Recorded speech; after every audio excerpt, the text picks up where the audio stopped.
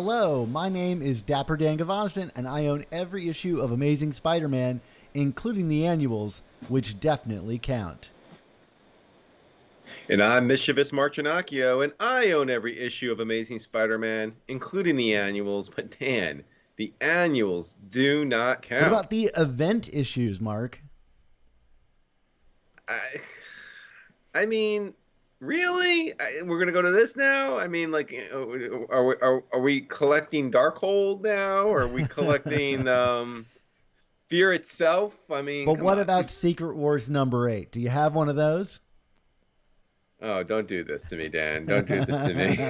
We'll get into it in the episode. Well, thank you everybody for joining us for the 10th and final episode of Season 5 of the Amazing Spider Talk, the show where two fans and collectors uncover the strange, fun, and fascinating history of the Spider-Man comic universe. If you want to swing along with us on our journey through Spidey's past, present, and future, subscribe to Amazing Spider Talk on your favorite podcast app.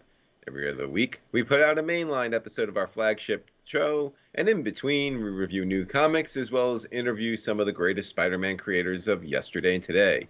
This is the perfect time to start listening. Yeah, and just again, a reminder to everybody to go to amazingspidertalk.com if you want to listen to all of our episodes of the show. We can only have about 300 of them on our podcast feed at any given time. And Mark, officially as of today, I'm sad to say it, Mark, Superior Spider Talk is no more on the Apple podcast feed.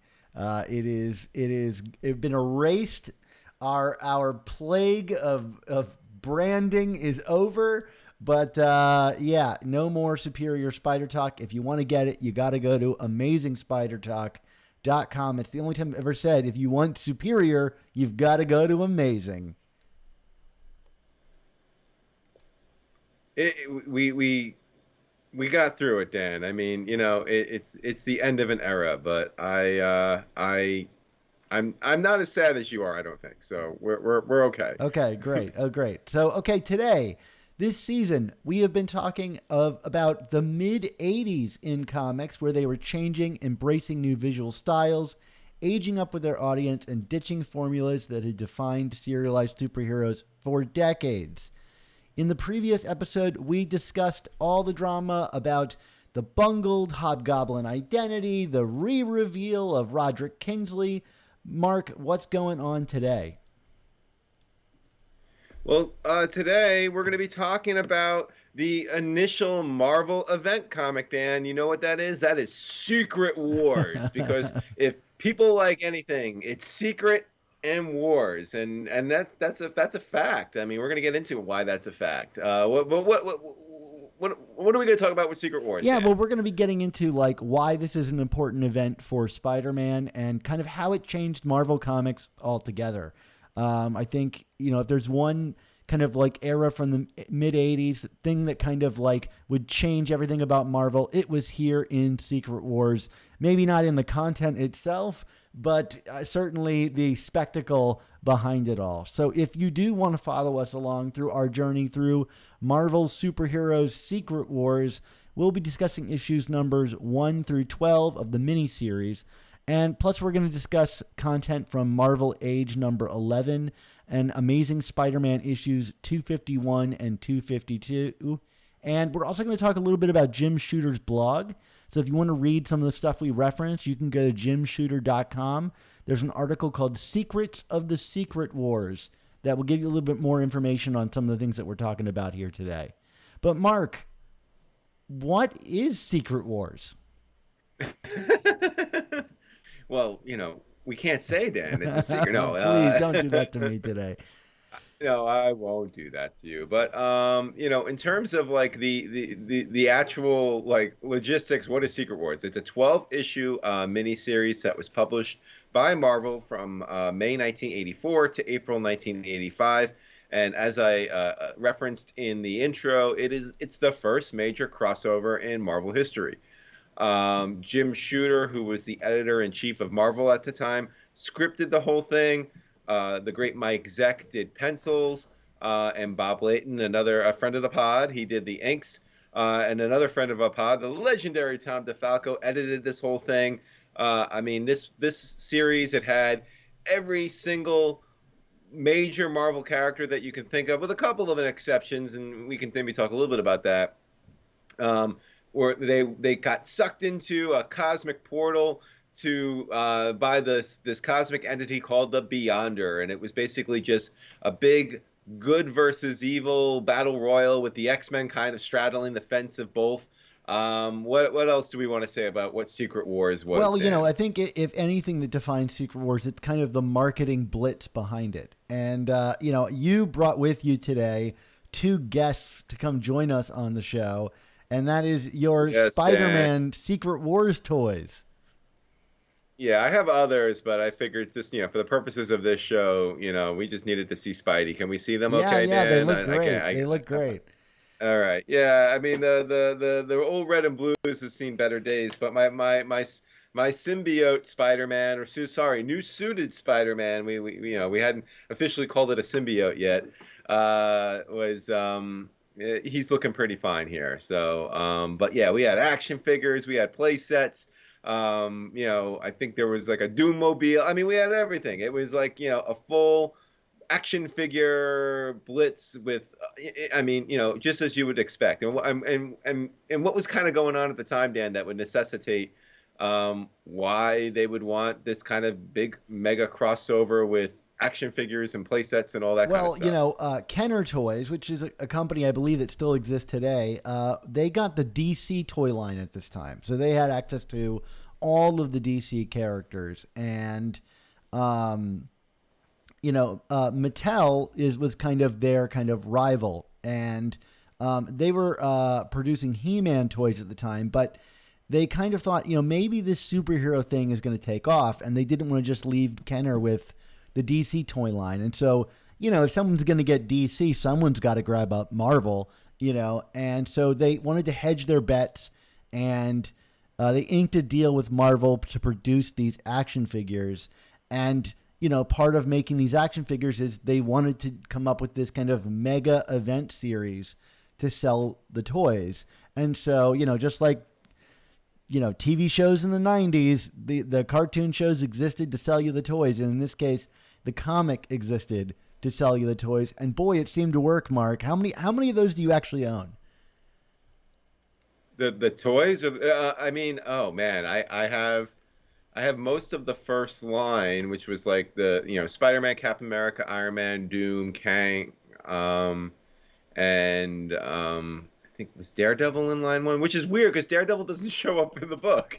Um, Yeah, there's a bunch of but toys in this that um, don't actually show up in the book, right? Isn't there like a Hobgoblin toy too? yeah, there's a Hobgoblin. I mean, they're clearly trying to get some of the big '80s toys at the time, and '80s heroes or figures at the time. But I guess what I better say is the ones I don't have. I don't have Falcon, which is really a shame because like he's got the full wings and stuff like that. I never got Hobgoblin. I could never find Hobgoblin, even in like or at least at an affordable price at this point. And I'm trying to think who else. There might have been one or two others was never able to track down, but I have a fair number of these kind of in I have some at my desk at work. I have some are still in my parents' house, and some I have in my home with me here. So it's kind of funny that I have Secret Wars kind of littered throughout my life right now. The true Secret Wars was the war waged across your entire lifespan, where you've scattered Yes, them exactly. throughout your life. And I 100%, I definitely had like the Castle Doom at one point. I Get mean out of town. that got lost to time and place, but I 100% had that freaking Did you have the playset. I Spider-Man remember it. castle? No, I just had the Doom Castle. I remember that. And like it always amused me, like, so I guess like, kind of like with every action figure line, there's always one character that like you can find everywhere, right? You know what I mean? So like, and apparently Kang was that for like the series one toys. Like Kang was like the most commonly found figure. You didn't really have to go digging for him. which is just funny because Kang gets like turfed in like the first issue of this book. It's like, oh, okay. Yeah, yeah. Spoilers Anywho, for the upcoming um, MCU where Kang just gets done away straight away. I don't think that's going to be true. well, I mean, the thing is, like, Kang would do much better in other stories, not Secret Wars. But like, yeah, I mean, and we can talk a little bit about like Shooter's plots a bit in terms of because I have a feeling a lot of people were kind of upset with how Shooter treated their toys, meaning the characters that they wrote in the comics. But we'll get to that in a Sure. So second. where did this idea Um, really begin? You know, like we have this toy line. Where did the idea of Secret right. Wars come from? So Marvel Age number 11, which was Marvel Age was like kind of like Marvel's in-house like news magazine that they put out. They that issue 11 was the first time that they pitched the idea of this series, but at that time it was called Cosmic Champions, which actually kind of makes sense because there was a mini series about a year before this that was Contest of Champions, which was kind of a little similar. It was like, we're all just battling. It was another battle royal type book. But Secret Wars was going to be a lot bigger and have a lot more moving parts and also be a lot longer. So Cosmic Champions quickly became Secret Wars because after that issue was published, Mattel went to Jim Shooter and was like, "Actually, we did some testing on some kids, and what they really responded well to was the word secret and war. So you should call it Secret Wars." And that just like I don't know, like for all you Simpsons fans out there, that just kind of reminds me of like the Itchy and Scratchy and Poochie episode where like the Itchy and Scratchy people are testing the kids and they're like, so you want like comedy, right? Yeah, but you want thought-provoking drama too. Like, yeah, it's like Secret Wars. I don't It makes me know. wonder what was going on in the minds of kids in the mid '80s. That secret and war were the two top things. Maybe it was the Cold War era. I don't know what it is. Yeah, it's crazy. So I mean, and as I keep alluding to, so Jim Shooter, who is the editor in chief at the time, and he didn't really have the bandwidth allegedly to write this thing, but he because of how big and like how Mattel kept pushing in, he basically deemed himself the only one capable of writing this book. And then if you go to Jim Shooter's blog, which is not quite as fascinating as Christopher Priest's blog, but is a close second, I think, in terms of like how one person can kind of rewrite history a bit. Let me actually put this out there, Dan. I mean, Jim Shooter gets a really bad reputation in comic book circles. I think there were some good that he did in his time in Marvel, but like when you kind of get a sense of how he treated the talent, you can understand why basically everyone hated this guy's Yeah. guts. And like this is kind of case in point where like one of his justifications was that that basically the writers were all fighting. They used to fight behind closed doors when a writer from another series wanted to pull a character into their books. And the example he gave, and he didn't identify who the artists or who the creators were, but anyone with half a brain realizes he's talking about John Byrne and Chris Claremont because John Byrne was doing Fantastic Four at the time and Chris Claremont was writing X-Men. Apparently, Claremont wanted to use Doom in a book. Yeah, and Doom was kind of property of Byrne through Fantastic Four, and after I forget what exactly happens in X-Men, but apparently it pissed Byrne off because he felt that it was uncharacteristic for Doom. So in a follow-up Fantastic Four issue, he basically was like, yeah, Doom is like to read like, oh, that wasn't me, that was a robot because I would never be that stupid. And and I guess like Claremont like blew a gasket to Shooter, so like Shooter like to avoid that was like, I'm just gonna write everything, and as a result, like there's a lot of weird characterization in this It's a book, classic in terms of backdoor Doom excuse. yeah, exactly. But like, I mean, like I mean the Kang instance that I just joked about. I mean, Kang even before um Secret Wars. I mean, he was part of some major story. I mean, Kang is considered one Right. of the big upper echelon villains of the Marvel universe, and he kind of just gets like dusted off in like the first or second issue of this series, like he was an Yeah. afterthought. And like this, and it's the series just has a lot of that because clearly Shooter, he's just trying to work in as much as he can. It's very flimsy on plot. I mean, how would you even define what the plot is, Dan? Because like it just feels so I flimsy. mean, to me, it feels like Marvel plot Mad Libs. It's Yeah, like someone making up a story as they go along, like a 2-year-old telling you a story. You're like, where is this yeah, going? The yeah. the MacGuffin of it, like, doesn't, I don't think, even really appear until like halfway through, where it's all about like getting the Beyonders powers, or it just seems like a series of like trebuchet launches into the other party. It's like the heroes are doing an action. Now the villains are doing action. Now somebody wants to seduce the Wasp. I mean, it's just kind of all over the Right. place. Yeah. There's an alien species on Battle World that Colossus is falling in love with. It's so strange. It is quite strange. And then also on top of it, like I mentioned, Mattel kept pushing in. Like one of the things they wanted to do was they felt that Doctor Doom's costuming in the regular comics was too quote unquote medieval.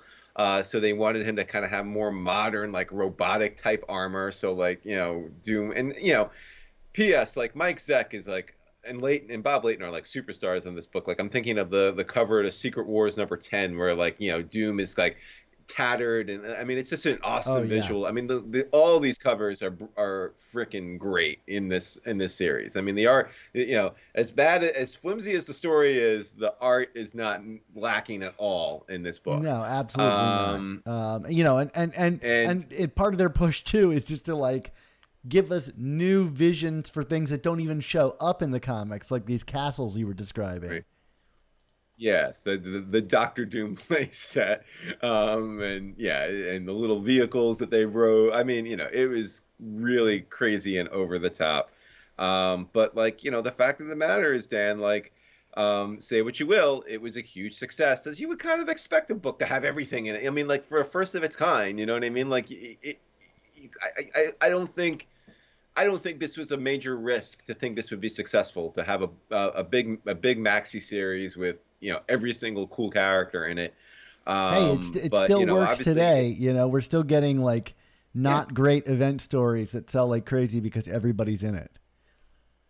yeah. I mean, think just name the Marvel event that has followed, and you can credit Secret Wars for being the influence there. I mean, even Jonathan Hickman's Secret Wars. I mean, like I mean, we literally reused the title, but like, like when I think of things like AVX and Fear Itself and Secret Invasion, I mean, like these are all like they're clear clones of Secret Wars. I mean, like they have more plot and story to them than Secret Wars, but like they're a clone of Secret Wars. And then even DC, I mean, and again, DC did something with far more plot and consequences, but Crisis on the Infinite Earths came literally the following year after Secret Wars. I mean, like the template was set for the major comic book crossover event story, and like even if it was flim flam, it was highly influential. And part of that push was that, you had all these changes that came to the comics before they happened in Secret Wars. So you would be reading your normal issue of Fantastic Four, and suddenly the Thing is gone and replaced by She Yeah, Hulk. And the only way you could find out why was by reading Secret Wars. So, you know, I always thought that that was kind of the secret part of it, was like you were being let in on some secret of what happened here that nobody else would know unless they went out and got it. So you felt like you were in some kind of club or something like that with other people that were reading it. yeah. So what were some of the other elements of this story before we get into the specifics of Spider-Man's impact in this story? What else was in Secret Wars that I haven't talked about yet, Well, Dan? I mean, it's funny, like the characters that are kind of included in this. I mean, so there's this heroes team and a villain team that are battling on this battle world planet. And, you get the really weird moment that like Magneto shows up on the heroes team and you're like, what is this all about? But also like in terms of villains, right? And Spider-Man villains, you got like Dr. Octopus, but then like of all of his villains, they're like the Lizard. That's the one. We're going to include the Lizard in this. And like, how many Lizard stories have we actually gotten up until this point? Like not a ton, he was not a hugely notable villain at this point, maybe even more of an ally. Although, yeah, that's how he shows up. Kurt Connors, in human form. But I always thought that was funny. Like of all Spider-Man villains to include, the Lizard is the one they go with. I mean, I guess Green Goblin was dead by this point, so it was like, we don't have that guy, so who's the next one in his lineup that's going to make it interesting? It's very true. I mean, like, because of the Goblin at that point, like, you have to figure like the true A-listers that would kind of stand alongside like a Doctor Doom and well, Ultron is in this, although again, like similar to Kang, like Ultron is like a shell of himself in terms of like his menace in what we would see in the irregular comics. But like, yeah, I mean, Lizard was totally random. I mean, like, maybe I'm trying to put myself in like the mid '80s at that time. I mean, like we alluded to earlier, there's a Hobgoblin action figure. Hobgoblin would have made great sense, but they didn't do it. Yeah, absolutely. maybe there were some political issues with it. I don't know. I don't even want to dive into that. We put that chapter behind us, Mark. I think the real star of this book, though, like as many moments as Spider-Man gets in this book, it's really Doctor Doom's book. By the end of it, he's kind of on his own quest to do his own thing apart from both the heroes and villains. I mean, he's a villain of everybody, including the Beyonder. And, this is kind of, I won't say this is the first time we've seen this, but like, this is probably one of the most notable things where you get like Doom truly showcasing the size of his ego.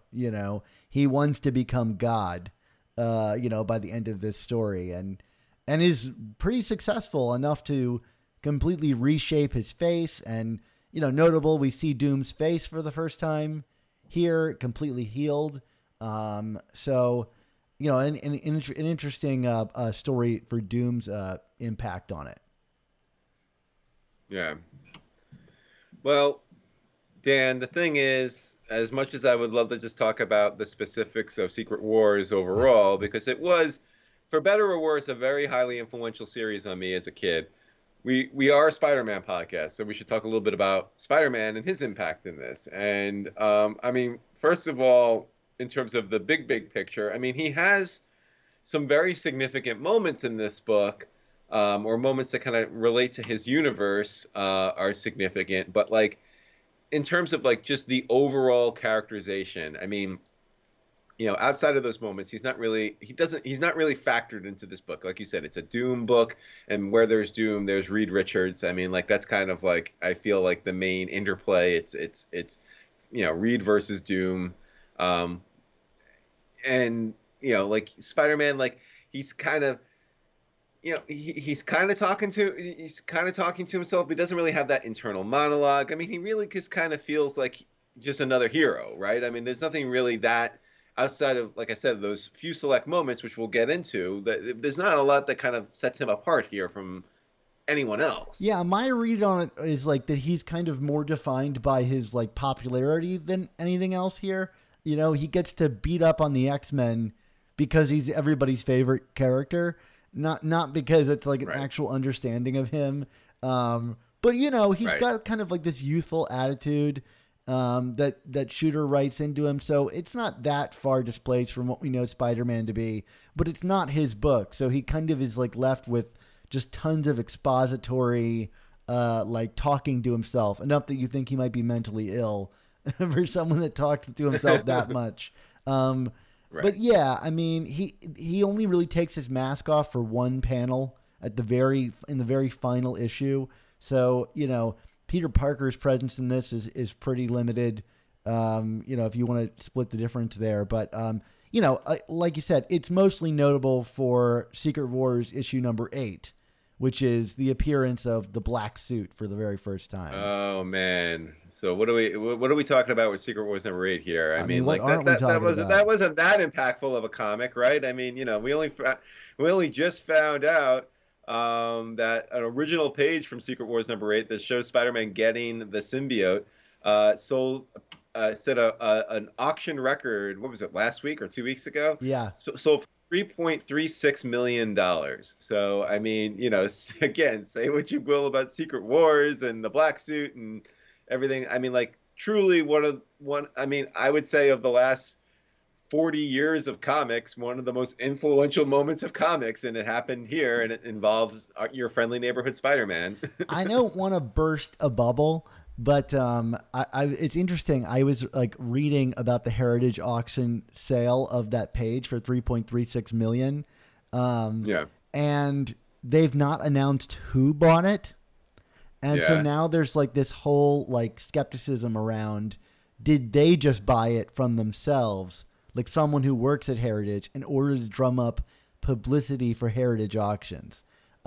interesting. I don't know have any information behind that, but it's made me skeptical a lot of these high sales things, especially because they go and impact the actual value of the comics. Like people that see 3.36 million, you can bet that that Secret Wars issue number 8 is going to bump up in value that week because everybody's looking for the $3.36 million page that was printed in it.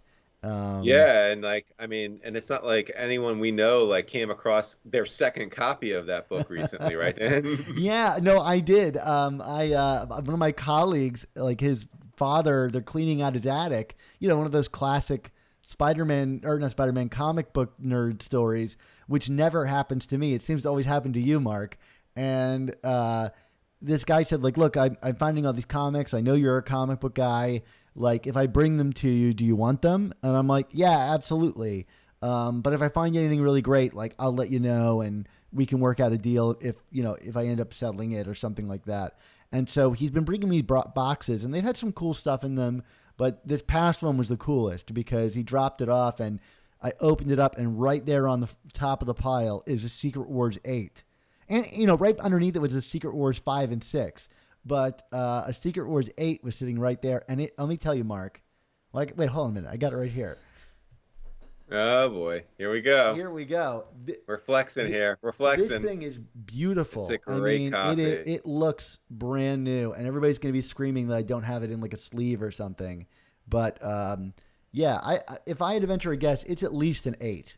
Like if I had to venture a Wow. guess on it. So that was incredibly fortunate. And Yeah. but here's the deal, Mark. Now I got 2, which means I can send one to you. So now you will have Oh my Secret Wars goodness. number 8, and I can tease you no Yeah. longer. This now that is friendship developing right here in front of the masses. I mean, let it be said, I actually did at one point own a copy of Secret Wars 8. I owned almost the entire run of Secret Wars. Like, I can't emphasize enough, Dan. Like this book is what more or less got me into Marvel and got me into superheroes. I had the figures, the action figures first. Like I got those as I don't know if I begged for them or my parents just bought them for me because they thought I'd like them. I don't know, but I had all the figures, and I would say, by this point I'd started buying Spider-Man stuff, like ASM a couple issues, but like I don't know, it was not long after bought my first issues of Spider-Man. I was in a comic book store, and they had a back issue bin, and I saw, I'm going through, and I saw Secret Wars, and I'm like, and again, like first of all, I'm recognizing the action figure Yeah. line, but also like. As a 7 or 8 year old, it's like, oh my God, it's everybody. You know what I mean? Like you see that first issue cover of all the here, and so I grabbed as many of those issues I can find, including the Secret Wars 8. But like I had no concept of the value of those comics because and I don't think I paid much for them. I think they were like $2 a pop in the back issue bin or something like that. So And you were really responding to I the secret and wars part of it. You were part of that yeah child I was demographic. I was all in. So like I read the pulp out of them, which is kind of what I thought I happened to my Amazing Spider-Man number 300 that was gone until that reappeared in my life a few years ago. But unlike that, I can verify oh man, maybe like 7 or 8 years ago, I was at my parents' house and I was actually I was in the basement trying to find old copies of 90s books for that Gimmick or Good column I used to do for CVR. Do you Yeah, of remember that course. back in the day, Dan? And I found like the old box of comics from my childhood there, and in that was a copy of Secret Wars 8. But it was like the cover was torn off, and I actually Oh, like markered over parts of it, like I like colored oh, in you're it one or of something those like that. kids. I was one of those kids as a 7-year-old. So I left it just in the box because I was like, well, this is even as a curiosity, it was valueless. And then, the PPS was a couple of years later. My parents' basement had a flood in it, so like everything got trashed in the We basement. are So running like through that comic whole, book cliches here, from floods to people's I attics know, giving I you know, gifts to I know, markers. I mean, we're I running through it know, all right now. I know. So, you know, yeah, I never got a follow up Secret Wars 8, and I've been looking, and like unfortunately this is one of those books that like it feels like every time I'm like in a position to get it, it like goes up another $50 in value or something like that, and it's just like, oh, okay, used to be able, you can get it for like $30, then you can get it for $50, then you can get it for $80. Now I think like I see it like for like 150 or 200. I'm like, oh, screw this. And here's the thing: it's not even the first time that the black suit was ever seen. Like that was issue 252. I mean, you can argue, right? Right, Like correct. canonically, this is the first appearance of the black suit, and which would ultimately be Venom, you know. But yeah, so on that note, like, how did this end up Yeah. happening? Like, how did this black suit thing come about? Because it's a favorite Yeah. costume of so many people. It's super iconic, but so is the red and blue, and that had never changed up to this point. Yeah. So, and this is a story that kind of runs independent of Secret Wars. They just decided to kind of combine it at the end there. But in the early '80s, I think it was like '82 or '83, they had a contest to like design a new costume for Spider-Man, and there was a fan submission, Randy Schuler, who submitted this idea of a black costume. And Jim Shooter paid him $220, which I think they said equates to about $500 in today's money, to this fan. And part of the guy's pitch was that it was going to be like this black stealth suit that was made from the same unstable molecules that the Fantastic Four's costumes were made out of. Um, but like like it was stealth, but like also like it was going to enhance his abilities. And when one of our first interviews, which now, as you mentioned, you cannot find in our feed anymore, was with Tom DeFalco at Terrificon in Connecticut for Superior Spider Talk. And DeFalco was talking a little bit about it. Like him and Shooter were kind of kicking this idea around because they liked the idea of the black suit, but they were like, how the hell do we like illustrate like that, a suit that like makes him jump 30% higher, or enhances his strength by 37% or whatever it is. um so they just they wanted to work this into comic book form, but like they were just kind of struggling with the mechanics. So It is worth what they basically noting that, like, a few years ago, there was the Spider-Man self-improvement issue that actually printed Randy's letter and the comic that he wrote, to about getting that suit. So it's kind of like an Elseworld story, or a what if Randy's idea actually came into fruition, because he had a whole separate idea that Shooter paid him for, and it was adapted into this. So if you do want to ever see that idea, it's in Spider-Man Self Improvement, which also has an awesome story from Tom DeFalco and Ron Frenz in it. But that's a whole other separate thing. Yeah. So, Anyway, what they did eventually decide was that they obviously wanted to use Secret Wars as the opportunity to introduce this costume. So as you just alluded to, Dan, the first appearance of the black costume is technically Amazing Spider-Man number 252, which came out the same month as Secret Wars number one. Of course, when you go to Secret Wars number one, Spider-Man is in the red and blues, but like that was the hook. It was like go read Secret Wars to find out why in the pages of Amazing Spider-Man he's all of a sudden in this new costume. But like to make it, what was the hook of the costume? Like, not that it made him jump 30% higher or whatever, but as we see in ASM 252, the hook was the costume was alive. And this was, I've heard a couple of interviews with Roger Stern. He claims credit for this, that he was the one who pitched the idea of, and he plots ASM 252, excuse me. It is scripted by Tom DeFalco, but Stern writes the plot for it. And yeah, I mean, like you can see, like the costume is kind of, like swarming on Peter at one point, and it's kind of weird. So, and then like from there they kind of kept going with this concept, like the Falco and others, that not only is it alive, but it's maliciously alive and trying to bond to Peter. So there's your hook, and they wanted to actually make it an evil entity because even though it looks great and it's really cool, they wanted to make sure like, oh, we can get him out of this and back into the red and blues, and this would be a short-lived affair. But of course, was it a short-lived affair, Dan? No, not at all. I mean, he ditched it pretty quickly for the Fantastic Four, but the rest of it, is history. I don't need to restate the cultural presence of Venom or the black suit here. Especially in the hearts of Spider-Man fans. But yeah, I mean, and just to note, the idea that the suit made Peter aggressive or angry is not really something that was kind of a part of this, more than it was like more like Invasion of the Body Snatchers kind of thing. But we'll get into that in our next season in more detail. Absolutely, but yeah, I mean, it's again, say what you will about that auction, and that was a point I didn't think about, Dan. So but I mean, that is interesting to think.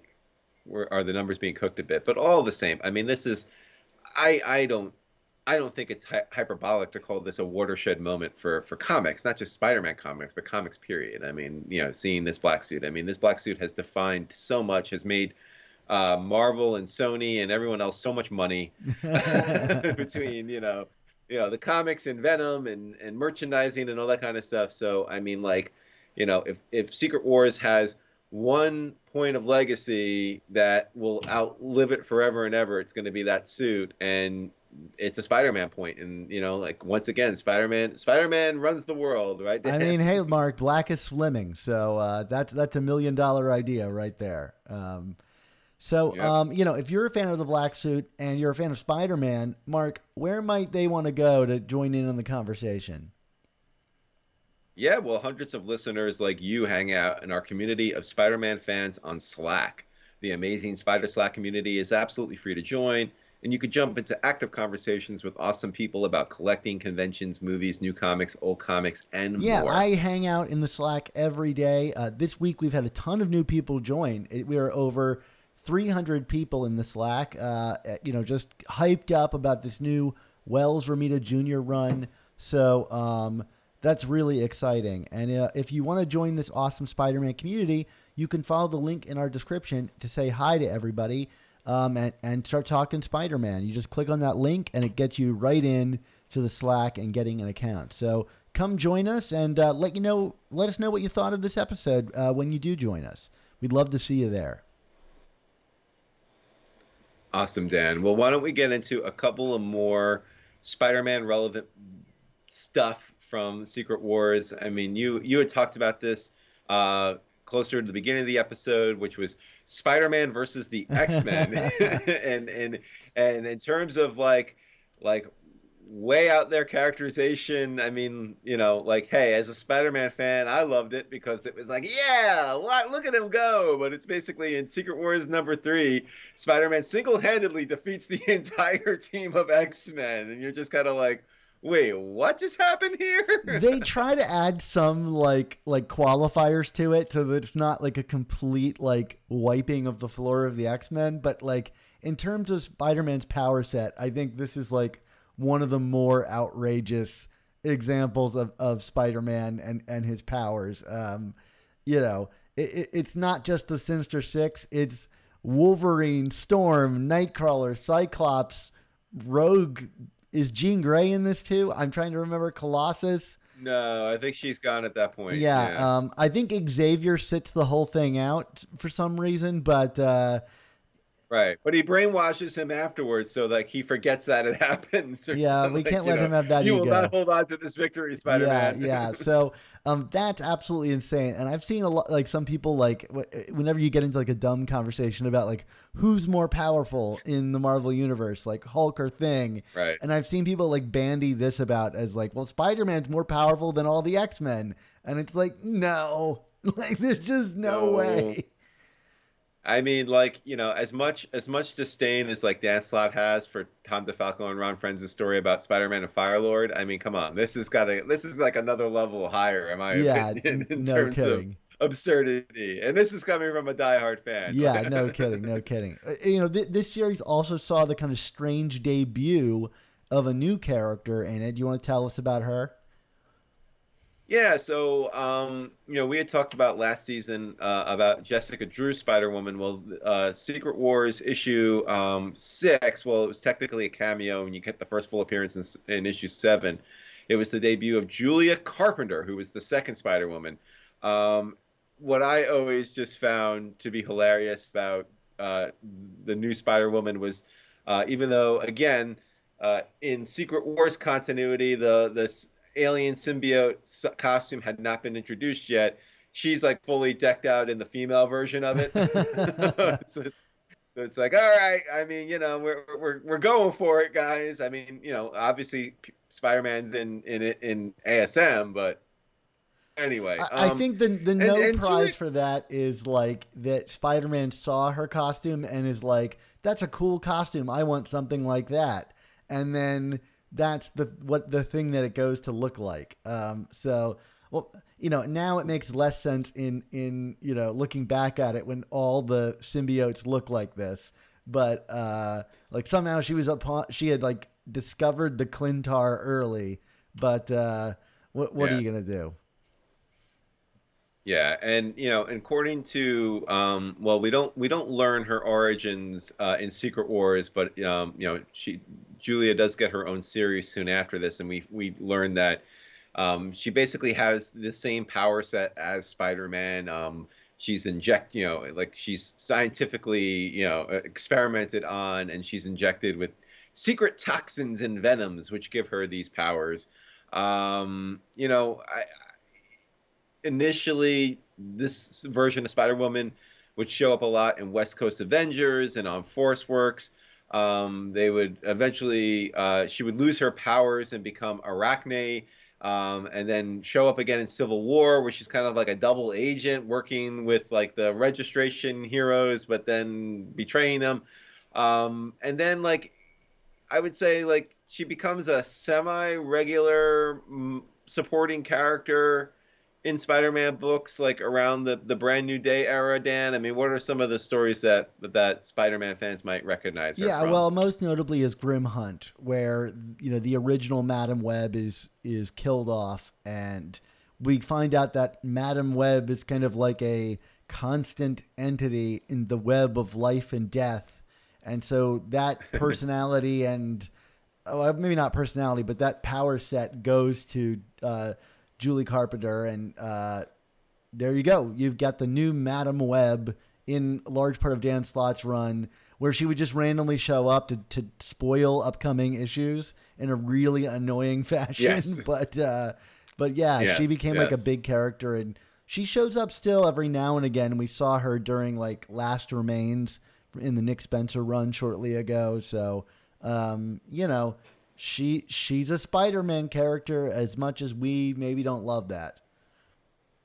yeah. I mean, and obviously it's a far cry at this point from being the Spider-Woman. I mean, like, but still, I mean, like, she's around, and you can blame Secret Wars or credit it, however you feel about Julie Fair enough. Carpenter. Fair enough.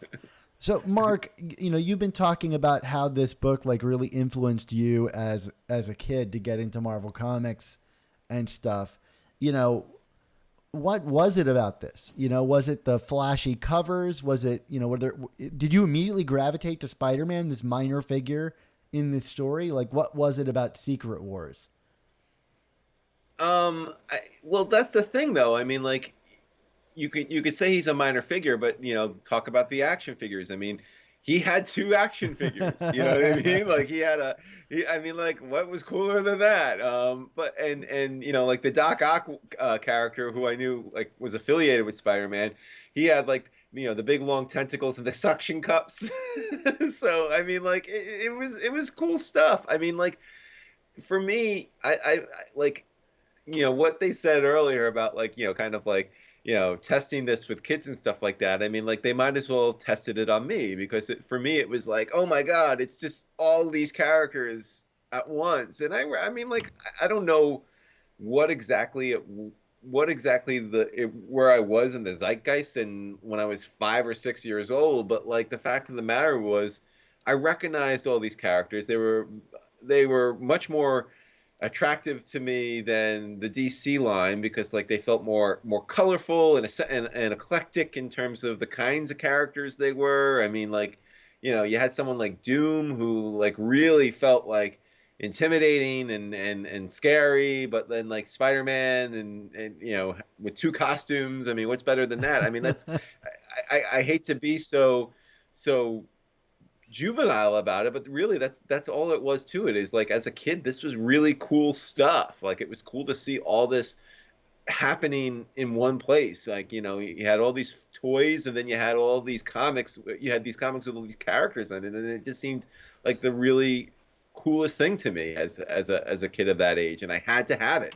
Like there was this definite like a la Pokemon, like this gotta catch them all kind of mentality. The Secret Wars, you had to get all the figures, you had to get all the issues, you had to figure out what was happening here, there, and everywhere, and it got me hook, line, and sinker. Yeah, I don't have any of that nostalgia for this series, mostly because it came out before I was born, and Right. I just did not get hit by any of the marketing or merchandise. Like for me, the one that hit me as a kid was Maximum Carnage, which I think also kind of went by the same ethos, which is like pack in Yeah. as many characters as possible, and I'm sure owes a great depth to the existence of Secret Wars. Now, I don't know if that's the legacy that Secret Wars wants, but but it's a legacy that it has. Um, Right. so for me, reading this, I'll admit, for the first time for the show all the way through, I had read, all the main issues that like 3 and 8 that really involve Spider-Man in a significant way, but I had never really invested myself completely into Secret Wars because it's like I knew most of the plot points of it, but it was fun to read, but it is all over the place. I think it's much more of an event than it is like a story, so to speak. That there are good Yeah. things in it. There's also a lot of really dated sexism surrounding the Wasp and this character Zaji.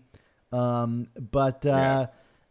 I can definitely sense the appeal of it. I mean, it definitely doesn't bore you. There is all kinds of crazy ideas. Like the whole team gets buried under a mountain. I mean, they weren't Yep. doing subtle is not how this book works. Yeah, and PPS, the whole kind of holding up the mountain. I mean, that was riffed on in Endgame. You know what I mean? Like we still are seeing Secret Wars and major pop culture things with Marvel to this day, which I think is worth saying. And no, and you're 100% right. I mean, the characterization of some people is downright offensive, I think, in some cases. But like you know, I remember like there were scenes like with Rhodey. I think Rhodey is like checking out Spider Woman, and it's like he's like leering at her. It's kind of like, oh, okay, this doesn't feel right. But whatever. Um, but yeah, I mean, like it was just a big flashpoint for I think people of a certain age or in a certain like bracket. And then in terms of its impact on the comics, I mean, in addition to the black suit, I mean, there were some other things that were noteworthy that came from it. We had in over the Fantastic Four, at the end of the series, Ben Grimm he's like changing back and forth between the Thing and his human Ben form. So he decides to stay on Battle World, and then She-Hulk joins the Fantastic Four. And like, I know I gave my story earlier about John Byrne and Claremont and all that, and say what you will about Byrne the person, but Byrne the creator always, especially in that era, had great comics, and his She-Hulk Fantastic Four was fantastic. And then over in X-Men world, there was the breakup of Colossus and Kitty They would never Pryde do this again. because of yeah, right.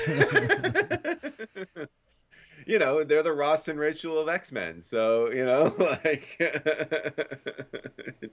it was a big deal at the time. Anyway, so there were things that happened in other books that were impacted due to Secret Wars. So, whatever. I don't disagree with you one bit, Dan, but like nostalgia is a hell of a drug, and I am all on the nostalgic bandwagon. And is that Archie or? Yes, my cat keeps wanting to join me today.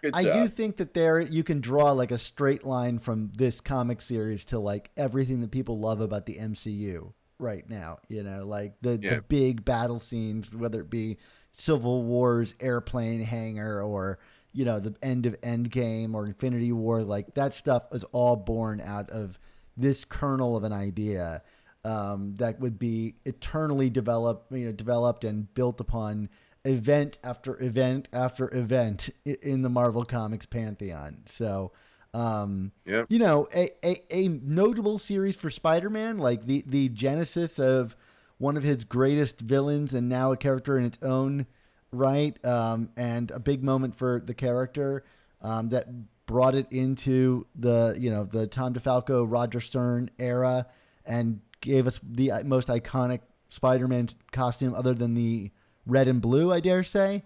And so I think totally worth talking about here on Amazing Spider Talk, and a big part of your cultural background. And there we go. We got action figures joining us. Just a good time over here.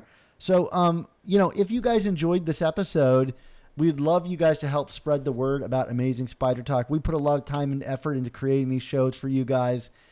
So you recommend the show to a friend. And if you're able to, why not become a member of our Patreon? Yeah, we can only bring you this content with the support of our Patreon members, and we owe the show's success to every single one of them. And we are constantly making exclusive content for our members. This week, Patreon members will hear Dan and my review Amazing Spider-Man number 86. Plus, if you haven't heard it already, we had a full discussion about our thoughts on the recently announced team of Zeb Wells and John Romita Jr. when Amazing Spider-Man gets its new #1 this April, and it will only be on Patreon. Yeah, so why not take $3.99, that's the price of a new comic, and put it towards a month's subscription to support the show and start receiving our Patreon content. And if you listen to this and you're like, I'm going to go buy a Marvel Superhero Secret Wars number 8, that's going to run you like what, Mark? Like $150 if you're lucky? That's like what? That's like 5 years of supporting our show. So like, why not come help us out? So yeah, and if you do, you can hear all of our new Patreon exclusive review podcasts on every new issue of Amazing Spider-Man, including that new #1 that's coming out soon, that new run with John Romita Jr. and Zeb Wells, the very same week that those issues are released to the public, instead of waiting for it to eventually arrive in our public podcasting feed about 3 months later. So, get on that Patreon bandwagon, everybody. Everybody's doing it, and they're having a great time over there. Oh, yeah. And if you contribute $10 a month, you gain access to exclusive artwork from famous Spider-Man artists, commissioned exclusively for our members. Plus, every episode we release a new episode-specific desktop background created for us by artist Nick Cagnetti for our patrons to And man, enjoy. Nick blew it out of the water. I was going to say out of the park. He would hit it out of the park. He can blow it out of the water. Yes. On this Secret Wars one that we did for this episode. It is stunning. He's got every villain, every hero, Spider-Man caught in the middle, having fight on Battle World. I mean, this guy is amazing and doing awesome artwork for our patrons. So we hope you sign up so you can check out his stuff. But we do know it's a hard time for everybody. COVID, political strife, financial inflation. It's hard for us too, so we do appreciate anyone who supports the show just by listening and sharing. But if you do have the means, please join our Patreon and support our continued existence of the show. It helps us out a lot and keeps us going. So there's a link to that in the description. And of course, a thank you again to all the members who already make this show possible. Yeah, but it's that time. It's time for all good things to come to an end, Dan. So we want to say thank you to you, the listeners, and our viewers for tuning into this episode of The Amazing Spider Talk. Before we get to what we're doing next on the show, we do want to say thank you to all the people that help us make the show. This is the end of season 5, and we couldn't have done it without our editor, Rick Coast. Also, our artists, Ron Friends, Sal Buscema, Ray Sumser, and Nick Cagnetti, who create all of our artwork. And, of course, our theme songs by Rylan Bojack and Spider Madge. And our introduction animation, if you watched us on YouTube, it came from Josh Sutton from the YouTube show Panels to Pixels. Without their support, this show would not happen, or at least be as stylish and fun as it is. Just two of us talking to each other. We mute some music, some animation. It makes everything a lot better. So this was a lot of fun, Dan. I mean, anytime you get to talk about my childhood comics, I can't complain. But what are we going to be talking about on our next episode? Yeah, well, Mark, like I said, it's the end of the season. So, this is where we go on our kind of brief hiatus. And, of course, we would then kind of flow directly into, I think what a lot of people are really excited about, as excited as they were about Roger Stern, we're going to be talking about our good friends Ron Friends and Tom DeFalco's run on the title coming up next, and all the kind of media properties around that. I mean, this is where we're seeing Spider-Man really, post Secret Wars kind of, hitting the mainstream and having more products and TV shows and you name it. This was a really hot time for the character. Not to mention, Ron Friends and Tom DeFalco are good friends of ours, so I imagine we're going to have several appearances from them next season. Except, Mark, here's the big news, and I know you already know this, is that my wife is recently pregnant, and I am having a baby boy. So congratulations, Dan. Huzzah! I am going to be a father, and who knows what that is going to do to the Amazing Spider Talk show. So in regards to our next season, who knows, Mark? We are going to play this one by ear and see how we're doing. Whether we squeeze it out before my wife gives birth, it will be up in the air. We really don't know, but we're very excited about the new Gavasden in the world. And no, I'm not naming him Peter or Parker. It's not going to happen, Mark. What Spider-Man character should we name him after? I mean, how about Ned? Or we could name him Eugene and call him Flash. Oh my goodness! No, don't do that to him. We could call him Fritz von Meyer. No, well, I mean, here's the thing. I am currently doing this show out of a small 2-bedroom apartment in LA, and having a newborn around is going to make that really complicated. And I'm going to try to figure it out, whether that means I have to go and rent a studio to do this recording with Mark, or whether we have to get some, temporary substitutes to come and join us on the show. We're going to figure it out. The show is not going anywhere, but it might mean season 6 is either delayed or gotten through very quickly before the summer hits. So we will let you know, but it's exciting either way. And we're very excited about it. Someone in the chat is suggesting Buford Hollis. Now this person knows me. Buford Hollis. What do you think? Can I get away with naming my kid after Razorback? Oh my goodness, Dan, don't do it. Don't do it. Come on, let's be completely independent of comics. All right. Well, it's very exciting, and it's going to be on Mark's back, I think, to really kind of keep things going for a little bit. So help us out and cheer us on. It's going to be a fun time to be a part of Amazing Spider Talk. Awesome, Dan. So what comes next? Well, I mean, it's how we say goodbye, Mark. I mean, look, season 5 is over, but that doesn't mean anything has to change for us. Our motto stays consistent Right. no matter what season it is. So, Mark, until we single-handedly beat up every other Spider-Man podcaster without breaking a sweat, what's our motto? Ooh, I like that one. With great podcasts, there must also come the amazing spider talk.